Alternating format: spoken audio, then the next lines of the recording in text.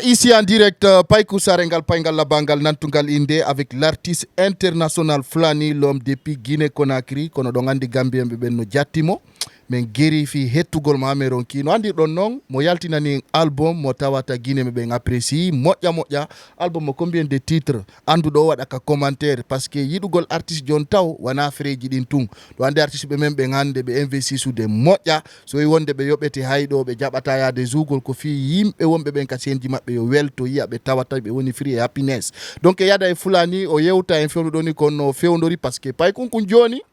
o yewa e Gambie o ara Sénégal o yewa Sénégal o ya lagine et je le rassure hein ko kanko to woni artiste jo fewndudo wonɗo waɗugol ñallal lagine balɗe tati Sénégal ɗo balɗe ɗiɗi Gambie yontere nden déjà o tournay ɗo a sikkay ko get privé o mari ay noon hara meɗen andi mo jogiti secret Yaya Jammeh on e yada e makko Fulani assalamu aleykum. Wa aleykum salam salminama on jarnama Fulani hande kono woni secret ma on tigi ka musique pastorale parce que a imposé que mais sikuna nanta pula andi goɗɗo ko muynawo haysi tawi woni a yehi ha a yejjiti acciti kono ko muynuɗa kon a wata ɗum no yejjutude hande Fulani a imposé que moƴƴa ko won ɗum e sattede wonɗa heɓugol e fewo musique ma malgré wana lagine tum basiɗa hande ɗa basi lagine ɗa basi Sénégal et puis ka ɓurɗa ɗon basade haray ko Gambie e miɗo andi kadi haray soutien ji ɗin no fanɗi seeɗa ko sattede ɗum wonɗa heɓude depuis yaltinɗa album ma. A taway wano andi music on ko mbuɗɗin fami a taway projet ji ɗin ka duwa hewtude ɗon hewta toon so tawi sabu comme hara ko aden tu woni finansude hara ko antum ala woɓɓe go ñoƴƴe awa fami noon adi tawi faaleteɓe arde ɓen hara ɗum ɗon koko ngel maɓɓe ngel yowoni arde ma koye argol honno innete honno mi wolirta ɗum hara ko heɓugol ko maɓɓe kon e ma ɓe immoɓe ya fami ko ɗum waɗi ko ɗuuɗi hara miɗo reeni mais mi hiyani taw faalaɗo investude hara ko argol kalisi buye hoore ma parce que hande meɗe yida e jamma e kembe no wadde maka TikTok fami noon wano Royaume Uni ɗum ko Angleterre mais yide toon joyi Porto no wadde ɗum fami o andi noon ko ɗum ɗon noon so min simi gollida e goɗɗo ko ma hara jiifa on no tekki sabu ko faala wadde ko no ɗuuɗi mi fuɗɗaki ta ɗum ko fuɗɗagol tum min woni taw ko yiɗiɗa ko noye nder saare Conakry nden hande ko maison de production hombo yiɗa no produisude tawata ɗa faala yaadude ɓe no ɗuuɗu mi fenata ɗuuɗuɓe no contacté ɗo gawi kono ko woni mi yiyan taw ko henanilam donc a yaali ko ŋaɗi lagine ha tawi no satti mi yiyan taw ko henanilam français ma yiɗe wonde Paykonkun Gambie fewɗo ni Fulani mi nani a soodi guette privé amin ya rabbi ni mo landike ma fewno ɗo ni ko kalki jelu wonɗa waɗirde projet ji ma ɗi album on ɗum ko combien de milliards francs guinéen fi o album ma yaltude ɗo tawɗo fewno ni so dimension international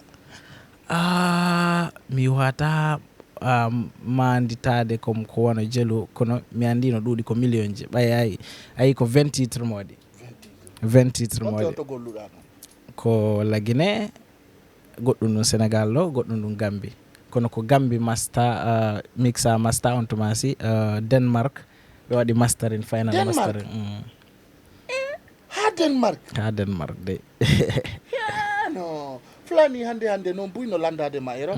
e meɗe yide promoteur ɓe buyno arde so ndoma non naɓore ko ɗin hani par ce que ɓe no landade ma Europe moƴƴa ko waɗi ha hewta toon par ce que déjà meɗen andida mari moyen jimum aray ko ɗum haɗuma hewtugol hande Europe par ce que min nayi ka étoile jiɗa tawa e landa ɓen taw way ko gonga e ɗum sono ɓe alhamdoulillahi ɓe noddude kono sago an simi yayi hara fo anda mi yehi hara wona yaagol tun no nani tum Fulani yehi Europe arti fami ka donc promoteur ɓen simi hi waɗɗo ready tigi comme hara ko waɗɗo prête e ando yaadi e criteria jandi honno mi landi ko ma honno mi faala ko mi yahay hande mo naɓe Fulani leyɗe Porto ko sariyaji woni ko fawɗa on neɗɗo ƴettay ɗoma non sariyaji ɗin onenete sariyaji ɗin ɗuuɗa mais andi artiste be no woodi ko reewi wano min sago an kala ko mi watta hara ko ɓeydaylan kala ko mi andi hara ko mi waɗu tun fiyo nane on tigi o aade on waɗi ma o waɗi ɗum ɗo mi natata mum kala ko mi andi noon ɓeydaylan ittaylan kam wonɗo naɓalan nokkugo ɗum ɗon mi waɗay ko ɗum ɗon tun Fulani hande ko trophée ji on ɗo jogitiɗa telenka leydi Gambie ton. Milan jogi ton trophée ji ɗuɗɗi nani. Milan jogi trophée ɗuɗɗi ɓay. miɗo jogi ko ɗuɗi seeɗa. fayda gila gibi 2016 mi fuɗɗi heɓude trophée. 2016 mi fuɗɗi heɓude trophée gila ɗum fayda hitande ɓe fayda mi heɓay. Fulani konde fuɗɗi mude ko honɗum e avantage yanda hande kiltir mo jokkuɗa. Well fulani ne ɓi fuɗɗi himude nani because depuis 2016 harilan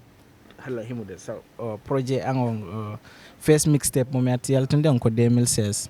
mi yaltini goɗɗo 2018 e goɗɗo go 2020